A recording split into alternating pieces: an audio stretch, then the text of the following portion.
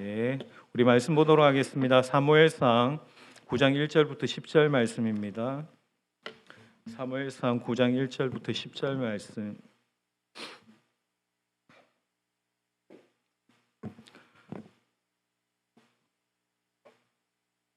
우리 9장 1절부터 10절까지 저와 여러분이 교독하면서 이 말씀 봅니다.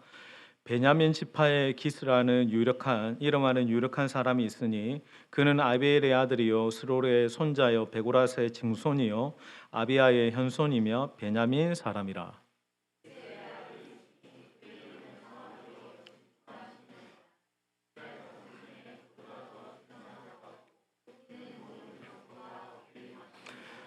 사울의 아버지 기스가 암나기들을 잃고 그의 아들 사울에게 이르되 너는 일어나 한 사환을 데리고 가서 암나기들을 찾으라 하매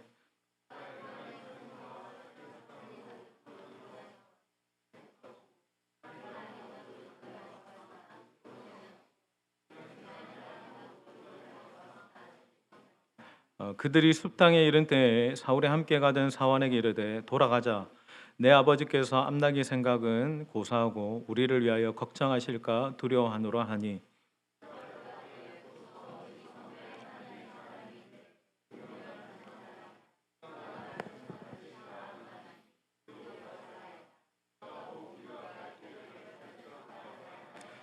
사울이 그의 사환에게 이르되 우리가 가면 그 사람에게 무엇을 드리겠느냐. 우리 주머니에 먹을 것이 다하였으니 하나님의 사람에게 드릴 예물이 없도다. 무엇이 있느냐 하니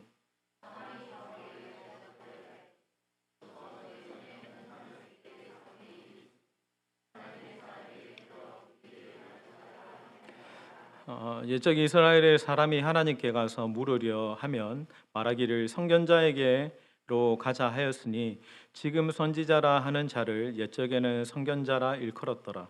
사울이 그의 사환에게 이르되 내 말이 옳다 가자 하고 그들이 하나님의 사람이 있는 성읍으로 가니라. 아멘. 우리가 수요 기도회 때 8장 본문을 받고 오늘은 이제 9장 본문을 전반부를 같이 좀 보기를 원합니다. 이스라엘 백성들이 하나님께 왕을 구하죠. 그들에게 진정한 왕이 있었음에도 불구하고 다른 나라들처럼 우리에게도 왕을 주십시오. 사람으로 세워진 왕을 달라라고 이렇게 이스라엘 백성들이 요청할 때 하나님이 그들에게 왕을 이제 세우시는 장면이 오늘 9장 장면입니다. 여러분, 하나님이 진정한 왕으로 이 땅을 통치하시고 다스리시면서 그 나라의 모든 대적들을 물리치셨음에도 불구하고 우리에게도 인간 왕이 필요하다라고 하는 그들의 요청에 하나님이 응답해 주세요. 저는 이 본문을 보면서 참 하나님 좋으신 분이신 것 같아요. 백성들 지 맘대로 왕 달라고 했는데 그래 하나님 입장에서 저 같으면 그래 니들 맘대로 해라 그냥 내버려 둘만 한데 하나님이 당신의 백성들을 생각해 주세요. 여러분, 우리가 여기서 알 수 있는 한 가지가 있죠. 여러분, 우리가 아무리 하나님을 생각하고 하나님을 사랑한다라고 말하고 내가 하나님을 위한다라고 말하는 것보다 하나님이 우리를 생각해 주시는 마음이 훨씬 더 큽니다. 그걸 비교할 수가 없는 거예요. 내가 아무리 하나님을 사랑한다라고 할지라도 하나님이 우리에게 베푸신 은혜와 사랑은 우리가 그것을 가늠할 수 없는 겁니다. 그 하나님은 내가 하나님 앞에 하나를 드리면 하나님은 몇을 주시겠습니까? 열이든 백이든 천이든 만을 주시는 하나님이십니다. 여러분, 하나님이 정말 좋으신 분이시다라고 하는 것이 인식이 오고 경험이 되어지면 여러분, 내가 하나님 앞에 하나를 드리는 자가 둘을 드리게 되고 둘을 드리던 자가 셋을 드리게 됩니다. 여러분, 신앙생활은 어떤 거냐면 하나님이 살아계신 분이시고 하나님이 정말 좋으신 분이신데 하나님이 살아계시고 좋으신 분이시다라는 인식 안에 내 안에 뭐가 일어나야 되냐면 반응이 일어나야 됩니다. 하나님이 얼마나 좋으신 분이신지 내가 그분의 성품 앞에 그분의 은혜 앞에 사랑 앞에 반응하는 거예요. 하나님이 오늘 이 밤에도 여러분들이 찬양을 할 때 손 한 번 들어도 나는 그냥 한 번 들었을 뿐인데 하나님은 감격하십니다. 저 배 목사가 손 들었다. 저기 누구누구 김 집사가 눈 감고 손 들고 나를 이렇게 주목하면서 반응하네. 그게 여러분 하나님에게는 가장 큰 기쁨이고 하나님이 우리를 지으신 이유입니다. 여러분, 그 웨스트민스터 신앙고백서에 뭐라고 이야기합니까? 사람의 제일 되는 목적이 뭡니까? 그분을 영화롭게 하고 즐거워하는 겁니다. 여러분, 이 밤에도 우리를 지으시고 우리를 사랑하시는 그 하나님을 기뻐하기를 축원합니다. 그러니까 여러분, 우리 안에 살아가는 존재의 목적이 뭐냐면 그분을 기뻐하는 겁니다. 그분을 기뻐하면서 그분의 살아계심을 알고 그분 앞에 마음껏 반응할 때 하나님의 그것을 가장 기뻐하시고 그에게 열을 주시고 백을 주시고 천을 주시는 거예요.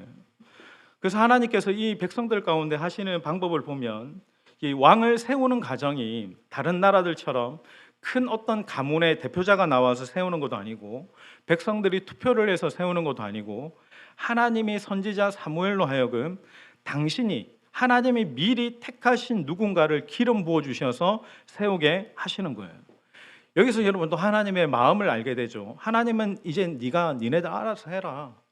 니네들 마음대로 해라. 그냥 아무나가 아니라 하나님이 당신이 계획하시고 뜻하신 기름 부은 왕이 하나님의 말씀대로 순종하면서 다스리는 그런 왕정 체제가 되도록 하게 하시는 거예요. 또 여러분, 실제로는 이게 인간 왕이 세워졌지만 왕정 체제가 아니죠. 그 왕 위에 누가 계십니까?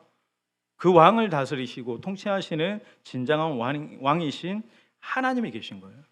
그러니까 여러분, 왕정 체제라고 하면 불완전한데 그 위에 참 왕이신 하나님이 계시다라고 하면 그것은 가장 안전한 장치인 거예요. 여러분, 인간 왕이 무너져도 그 왕을 통치하시는 하나님이 섭리하시고 다스리시면 하나님의 그 나라 민족을 온전한 길로 인도해 가시는 겁니다. 여러분, 이 나라도 마찬가지죠. 이 나라의 지도자가 불완전하고 연약하다 할지라도 여러분, 이 나라 대한민국의 진정한 왕은 누구십니까? 하나님이시죠. 우리가 하나님을 경외하는 마음으로 이 나라 대한민국을 하나님의 주권에 맡겨드리고 그리고 하나님의 백성이 하늘을 향하여 기도하면 하나님이 이 땅에 이 나라 민족 가운데 끝까지 소망의 은혜로 인도해 가실 줄 믿습니다. 그러니까 여러분, 하나님은 그렇게 이스라엘 이민족에게도 안전장치를 이렇게 달아주시는 거죠. 여러분, 여기서 보면 참 하나님이 굉장히 좋으신 분이시기도 하면서 섬세하십니다. 그러니까 그분은 인간들은 당신의 백성들은 무지하고 배신하고 이렇게 하나님께 거역해도 하나님은 그 인간의 무지와 배신과 거역함에 좌절받지 않으십니다. 외면치도 않으시고 다시 당신의 열심으로 하나님의 선을 이루어내시는 분이십니다. 자, 그게 이제 1절, 2절 말씀인데 1절, 2절 말씀 우리 같이 읽겠습니다. 베냐민 지파의 시작. 베냐민 지파의 기스라 이름하는 유력한 사람이 있으니 아들이요 서울의 손자요 아비아의 현손이며 베냐민 사람. 2절 그의 이름은 사울이요 이스라엘 자손 중에 그보다 더 준수한 자가 없고. 자, 여기에서 왕을 소개하는데 사울을 바로 소개하지 않고 기스부터 이제 이렇게 소개합니다. 그는 유력한 사람이라고 하는데 유력하다라고 하는 것을 원어로 보면 강한 힘과 재력이 있는 사람이라는 뜻이에요. 그러면서 이제 2절에 이제 사울을 설명하는데 사울을 어떤 사람이라고 이야기합니까? 준수하고 체격도 좋고 모든 사람들보다 머리가 하나 더 있는 큰 키를 가진 청년이다라고 이야기합니다. 여러분, 사울을 보면 딱 외모나 품새가 뛰어났던 사람이에요. 근데 여러분, 이 1, 2절을 보면 사울의 외모도 이야기하지만 말씀이 뭘 또 주목해서 이야기합니까? 그의 배경을 이야기합니다. 그가 어디 출신이고 어디 지파 사람인지를 이야기하는데 그에게 가장 큰 핸디캡은 뭐였냐면 그의 출신이 베냐민 지파 사람이라는 거예요. 여러분, 베냐민 지파는 이스라엘 지파 중에 가장 막내 지파인데다가 여러분, 사무엘상에 들어오기 전에 사사기 말씀에 보면 이 베냐민 지파가 완전히 무너지고 작게 된 이유가 있죠. 사사기 때 어떤 일로 인해서 이건 시간 관계상 설명 안 하겠습니다. 11개 지파와 베냐민 지파가 붙어서 거의 베냐민 지파가 전멸당하다시피 했던 이력이 있습니다. 그러니까 이런 어떤 이제 시련이 있었고 그런 비천한 배경이 있었던 베냐민 지파의 사람 중에 한 명이 왕의 후보로 이렇게 세워진 거예요. 하나님은 이렇게 어렵고 사연 많은 어떤 배경에서 이스라엘을 통치할 첫 번째 왕을 세우고 계시는 장면입니다. 여러분 그렇게 보면 여러분 세상은 왕을 지도자를 세울 때 가장 중요하게 생각하는 게 뭡니까? 배경이죠. 능력이죠. 든든한 백인데 절대로 하나님은 사울도 그랬고 다윗도 그랬고 하나님이 세우시는 사람의 특징은 배경을 보지 않습니다. 능력을 보지 않습니다. 항상 하나님은 그의 사람의 무엇을 보십니까? 중심을 보시는 거예요. 그러니까 배경이 아니라 능력이 아니라 그 마음의 중심을 보십니다. 그러니까 하나님은 사울을 처음에 택하실 때도 그의 마음의 중심을 보셨고 다윗을 택하실 때도 그의 마음의 중심을 보셨다라는 거예요. 그럼 여러분 그 중심을 뭐라고 이야기하죠? 여기서 성경에서 말하는 중심이라고 하는 것은 그 사람의 영성을 이야기해요. 영성은 뭡니까? 그 사람이 평생에 가장 소중히 여기는 영적인 가치, 그 영혼이 추구하는 비전, 그 영혼이 평생을 붙잡고 가는 열정을 말하는 겁니다. 그럼 여러분 지금 그러면 사울의 중심이 무엇입니까? 우리가 여러분 이 본문만을 보면 이렇게 100% 알 수 없지만 우리가 이제 9장 하반부하고 10장하고 전반부를 보면 사울의 그의 중심은 항상 하나님을 예배하는 것이었어요. 나중에 사울이 보면 그가 예배할 때 그 예배 중에 성령에 충만해서 바울이 선지자들과 함께 예언도 하고 그리고 성령에 충만해서 전장터에 나가서 승리를 거두는, 사울도 처음에는 영적인 예배자였다라는 거예요. 정말 하나님과 친밀해서 그 안에서 나오는 어떤 능력과 그 안에서 나오는 전쟁의 승리를 이루는 모든 요소는 예배 속에서 흘러나왔던 겁니다. 그러니까 사울의 중심은 예배였어요. 그럼 그 다음 후계자 다윗도 무엇입니까? 다윗도 그런 예배자인 거예요. 여러분 사울과 다윗의 차이점은 뭡니까? 사울이 여러분 처음부터 교만했습니까? 아니죠. 우리가 아말렉과의 전투 이후에 그 장면을 보면 사울에게 무엇이 무너졌습니까? 예배가 무너졌죠. 하나님께 드리는 제단이 무너지고 그리고 하나님께 버림받기 시작하는 거예요. 그러니까 여러분 중심이라는 것이 우리 안에 그 사람의 영성, 그의 평생에 가장 중요하게 생각하는 영적 가치라고 했는데, 그럼 여러분 우리에게 가장 중요한 영적인 가치는 무엇이 되어야 됩니까? 예배를 향한 갈망이 돼야 돼요. 예배를 향한 그 무엇보다 내가 예배를 가장 중요하게 여기는 예배자가 되어야 되는 거예요. 여러분 예배가 의무가 어떤 부담감이 아니라 예배가 목적이 되고 예배가 이유가 되고 예배가 기쁨이 되고 예배가 나의 전부가 되어야 하는 것이 하나님이 기뻐하시는 중심인 겁니다. 저는 여러분들이 하나님이 기뻐하시는 예배자가 되기를 주님의 이름으로 축원합니다. 여러분 우리 안에 항상 이것과 싸워야 됩니다. 예배 그냥 한 번만 드리면 되는데 금요기도에도 오라고 수요기도에도 오라고 주일 오전 예배도 드려야 되고 주일 오후 예배도 드려야 되고 주일에는 한 번만 드리면 되지 두 번만 드립니까? 라고 하는 그런 중심은 예배자가 아닙니다. 예배는 예배하면 할수록 예배하는 우리에게 기쁨이고 능력이고 축복인 것입니다. 아멘이십니까? 예배하는 우리는 예배하면 할수록 예배가 우리에게 기쁨을 주고 예배가 우리에게 능력을 주고 예배가 우리에게 모든 것을 공급해 주는 통로가 되는 겁니다. 예전에 제가 몇 년 전에 이렇게 파주에 청년들 데리고 덕홀이라는 수련회 집회를 갔을 때 청년들이 진짜 그날 3일 내내 더웠는데 예배 한 번을 참여하기 위해서는 밖에서 그 땡볕에서 30분, 1시간씩 기다렸어야 돼요.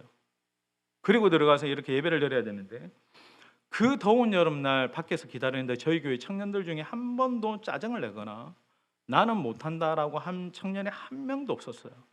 왜냐 한 번 예배 드려보니까 예배가 은혜가 되거든. 예배 안에 어떤 감격이 있고 감동이 있고 한 번의 예배가 얼마나 귀한 것이고 놀랍고 풍성한 시간인 것을 깨닫고 경험했기 때문이에요. 예배가 이런 거네. 찬양이 이런 거네.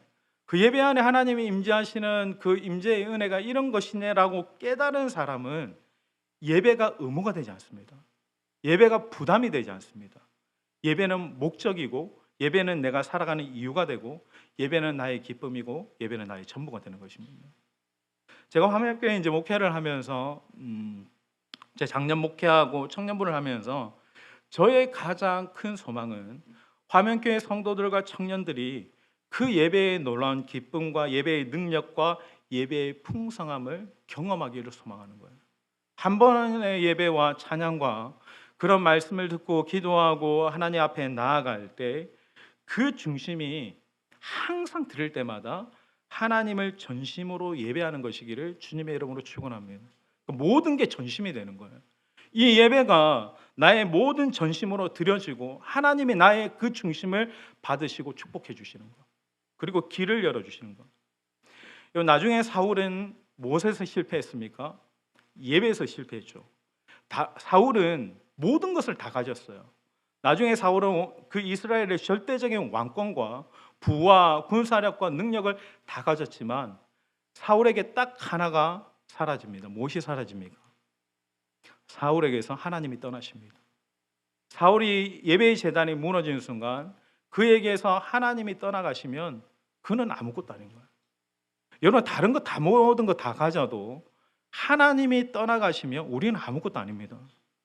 여러분, 우리 안에 예배가 무너지면 하나님의 임재가 떠나가고 하나님의 임재가 떠나가는 순간 우리는 모든 것을 다 가져도 아무것도 아닌 거예요.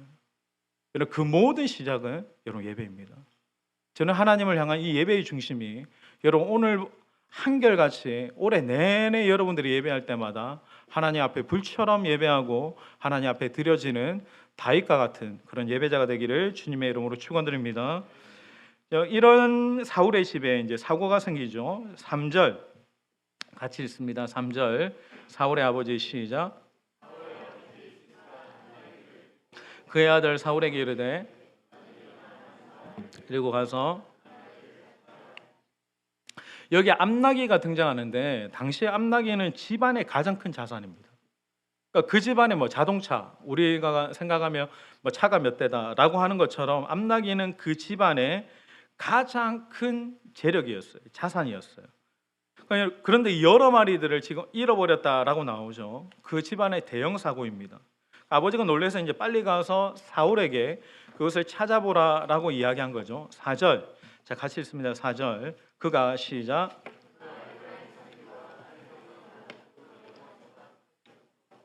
살림 땅으로 두루 다녀보았으나 그곳에는 없었고 베냐민 사람으로 땅으로. 여러분, 4절을 보면 아무리 사울이 찾아보아도 찾기가 쉽지 않은 거예요. 여기에 두루 다녔으나 찾지 못했다라는 말이 반복이 되죠. 여러분, 이 학자들이 이제 이 주석에 보면 암나기들을 찾기 위해서 돌아다닌 거리가 바운더리가 30km는 좋게 되었다라고 얘기해요. 30km면 여러분 생각보다 먼 거리죠. 여기서 창원까지 되는 거리.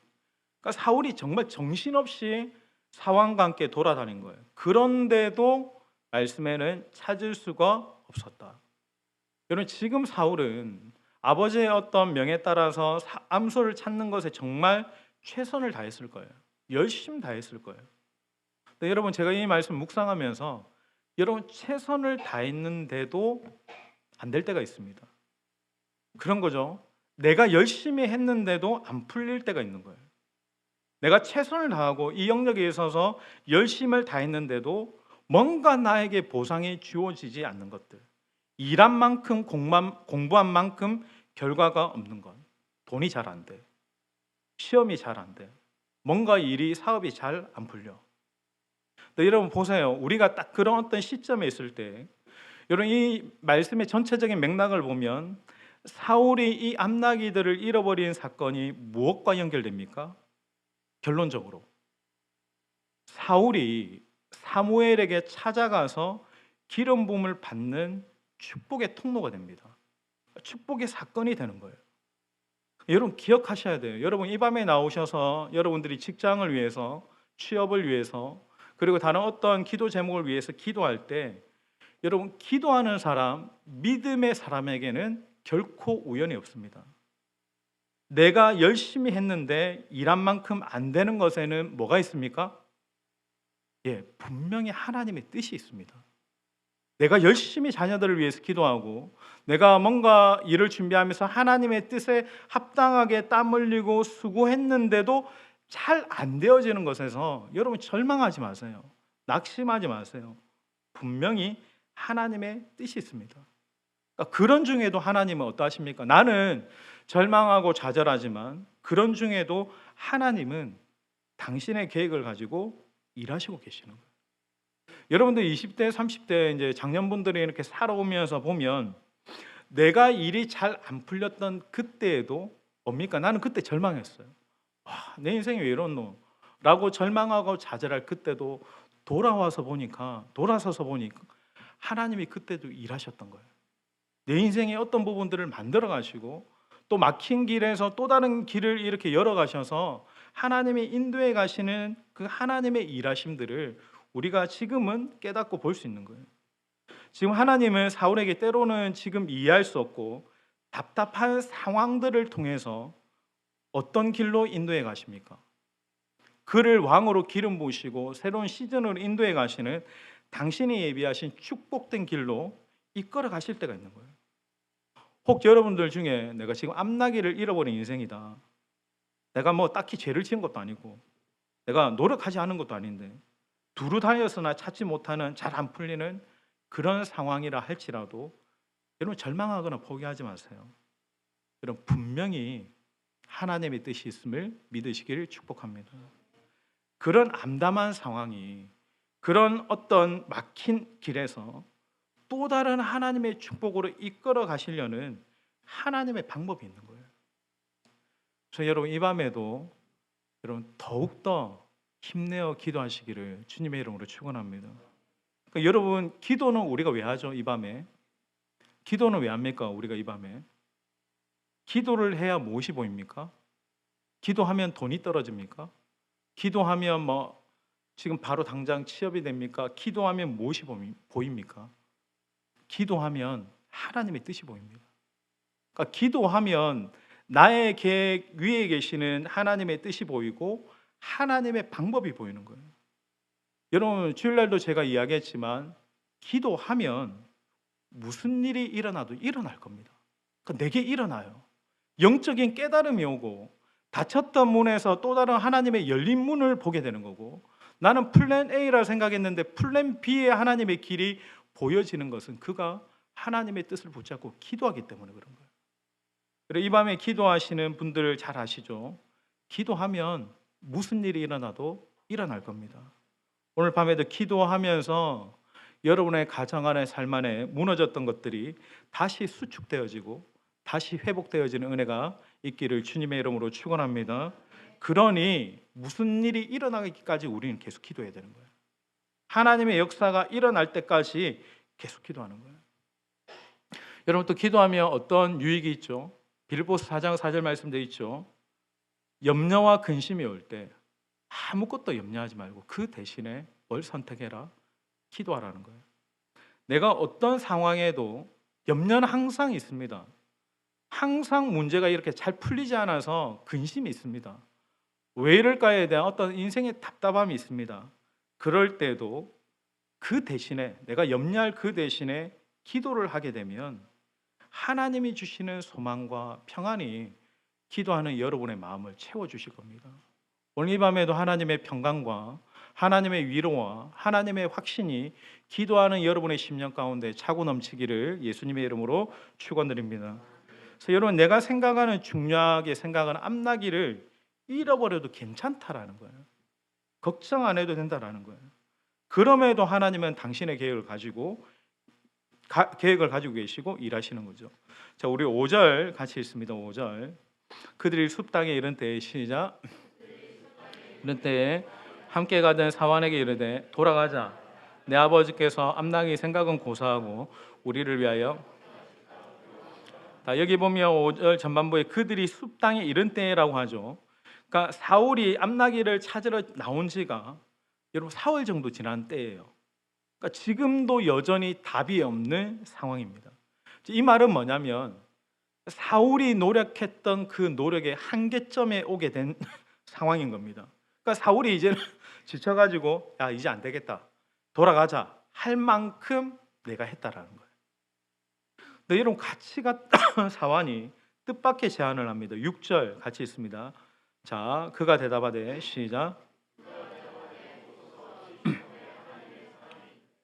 존경을 받는 사람이라 그가 말한 것은 다 그리로 가사 그가 혹 우리가 갈 길을 가르쳐 줄까 하나이다 하는지라. 자, 여러분 여기에 말하면 이 성읍에 하나님의 사람이 있는데라고 하는 이 성읍이 어디냐면 사무엘의 고향 라마입니다. 그럼 여러분 여기에 나오는 하나님의 사람은 누구이겠습니까? 선지자 사무엘을 말하죠. 여러분 당시에 이스라엘 백성들은 인생의 가장 중요한 문제가 생길 때 누구를 찾아가냐면 하나님의 사람에게 찾아가서 그의 조언을 받고 그의 기도를 받는 것을 가장 큰 영광으로 생각했습니다. 그러니까 사환이 이 본능적으로 마침 이곳이 하나님의 사람이 있는 곳이니 그에게 가서 묻자라는 거예요.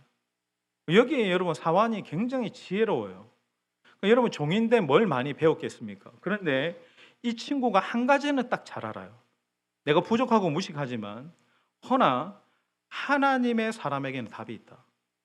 그에게 묻고 그에게 기도를 받으면 답을 주실 겁니다.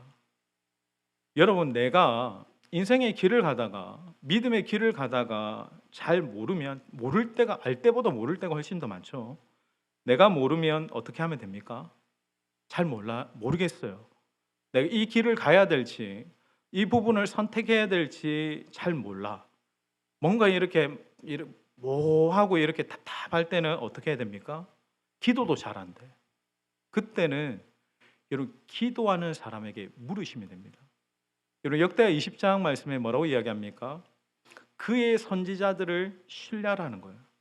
주의 선지자들을 신뢰하는 자에게 복이 있다라고 말씀하시는 것을 여러분 기억하셔야 됩니다. 제가 뭐 기도회 때나 이렇게 기도를 부탁을 받을 때 성도를 위해서 기도할 때 여러분 뭐 사업하시는 분도 있고 주부도 있고 또 학생들도 있고 다양한 포지션이 있죠. 그 기도를 할 때 제가 뭐 시세나 뭐 정보, 정세 뭐 이런 것들에 대해서 제가 그렇게 뭐 똑똑하거나 유식한 사람이 아닌 것은 여러분 잘 아실 거예요. 근데 제가 그 사람을 위해서 안수하고 이렇게 기도하면 기도 가운데 주님이 주시는 메시지가 있어요. 그러니까 제가 성도들을 위해서 안수 기도를 할 때 똑같은 기도를 한 적이 없어요. 그때마다 다 각자 성령께서 주시는 메시지가 있더라고. 아, 이건 하나님께서 저분에게 주시는 하나님의 뜻이구나라는 정도는 제가 분별해서 아는 거죠. 그리고 그 기도의 내용에 대해서 받아들이는 것은 본인의 믿음의 문제겠죠.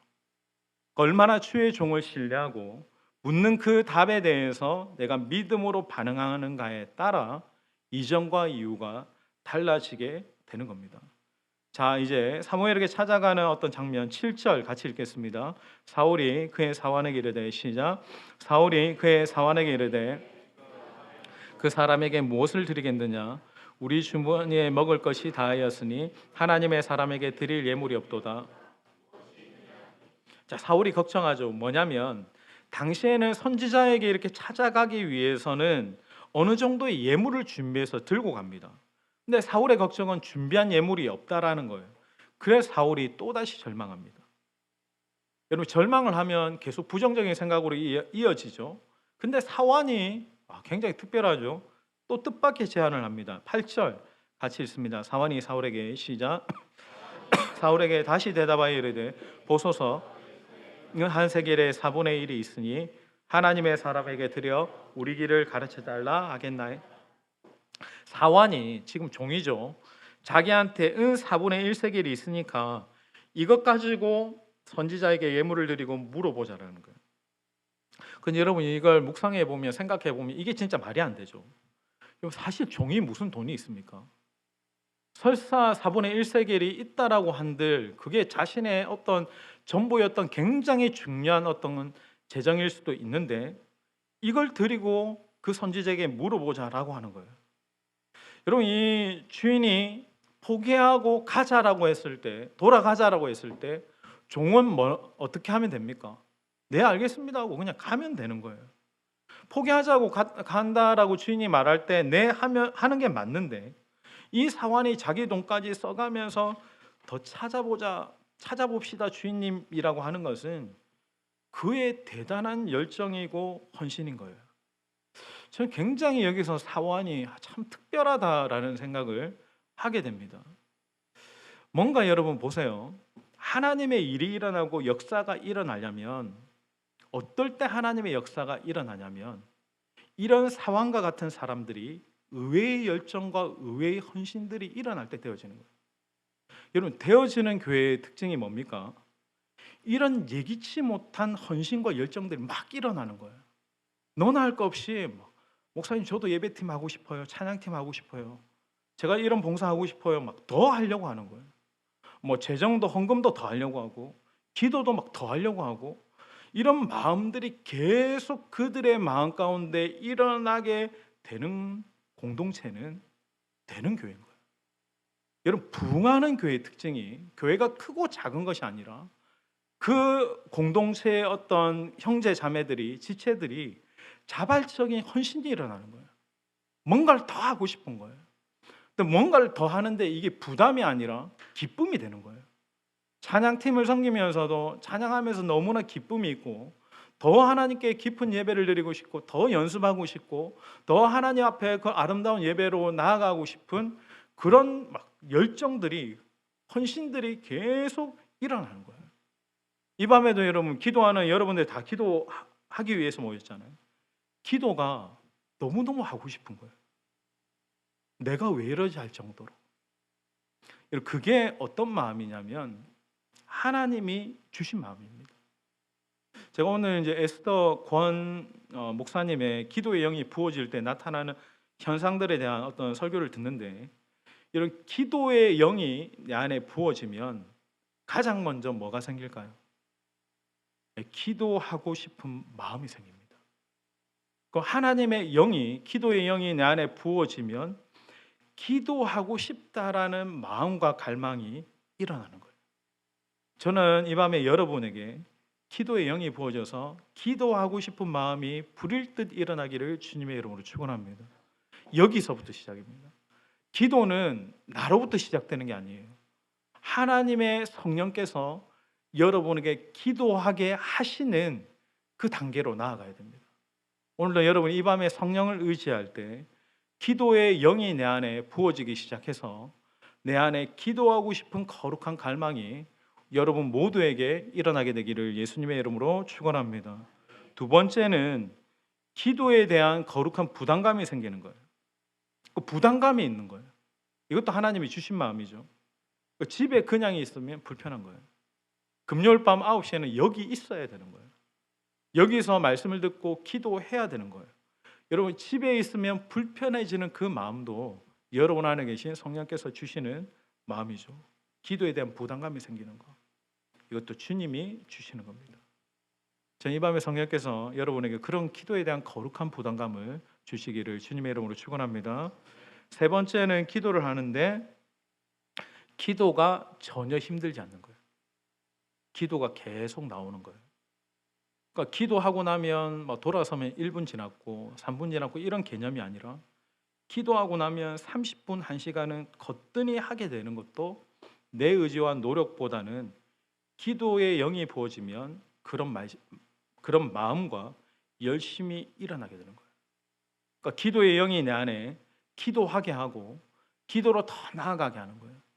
여러분 제가 주일날도 이야기했지만 금요일 밤 여기 나와서 여러분들이 뭔가를 하려고 하기보다 하나님 저 여기 기도하러 왔어요. 그런데 성령님의 이끄심대로 기도하고 싶습니다. 성령님 저의 기도를 도와주십시오. 그 기도부터 가장 먼저 하셔야 됩니다. 여러분의 기도를 이끄시는 분이 저는 성령 하나님이시기를 주님의 이름으로 축원합니다. 그렇게 요청하고 도우심을 구하다 보면 어느새 순간에 내 입술과 내 마음을 주장케 하시는 분이 있어요. 내 마음과 이 입술을 막 이끌어 가셔서 기도가 되어지는 것들을 경험하게 하는 것들이 있습니다. 그 일을 기도의 영이신 성령께 하는 거예요. 성령께서 하시는 겁니다. 우리가 마땅히 별 바를 알지 못할 때에도 하나님의 성령께서 내 안에서 일하시면서 말할 수 없는 탄식으로 나를 위해서 계속 중보하시면서 내 입술로 기도하게 하시는 겁니다. 오늘 이 밤에도 여러분 모두 다가 성령 안에 영으로 기도하는 자, 영으로 기도하면서 기도가 전혀 힘들지 않는, 기도가 술술 나오게 되는 그 은혜가 저와 여러분에게 있게 되기를 예수님의 이름으로 축원합니다. 네 번째 기도의 영이 부어져서 기도하면 중보의 마음이 생깁니다. 그러니까 여러분, 기도의 가장 얕은 기도는 나를 위해서만 기도하는 거예요. 그러니까 내 가정, 내 직장, 내가 앞으로 살아갈 길, 내 사업, 내가 하는 어떤 학업들. 근데 여러분, 중보의 영이 부어지면 좀 더 깊은 차원으로 갑니다. 기도해야 할 사람이 보이는 거예요. 저기 있는 재정적으로 어려운, 그리고 정말 실족하고 낙심되어 있는, 믿음의 방패가 찢어져 있고 구원의 도구가 헐어져 있는 그런 영혼들이 보이기 시작하는 거예요. 중보자의 마음이에요. 더 나아가서는 교회를 위해서 기도하고, 더 나아가서는 담임 목사를 위해서 기도하고, 더 나아가서는 선교사님들을 위해서 기도하고, 나라와 민족들을 위해서 기도하는 어떤 중보의 마음들이 계속 성령께서 주시는 거예요. 여러분, 우리의 기도는 그렇게 나아가야 되는 겁니다. 내게 구하면, 시편 말씀에 뭐라고 말씀하십니까? 하나님이 우리에게 기업을 주시는 것은 내게 구하라, 내가 열방을 유업으로 주리라. 저는 우리 하명교회가 하나님께 열방을 유업으로 받는 자가 되기를 주님의 이름으로 축원합니다. 여러분, 기도뿐만 아니라 여러분의 가정과 그리고 교회 공동체와 우리 모든 나라와 열방을 위해서 기도하는, 주님은 항상 말씀하셨어요. 너 자신을 위해서 기도하지 말고 먼저 주님의 나라를 위해서 구하라고 얘기했어요. 주님의 나라를 위해서 기도하면 내가 너의 가정, 너의 직장, 너의 사업, 너의 자녀들 내가 책임져 줄게. 우리에게 가장 먼저 부어져야 될 것은 중보자의 마음이고, 그런 마음으로 성령 안에서 교회를 위해서, 나라와 민족을 위해서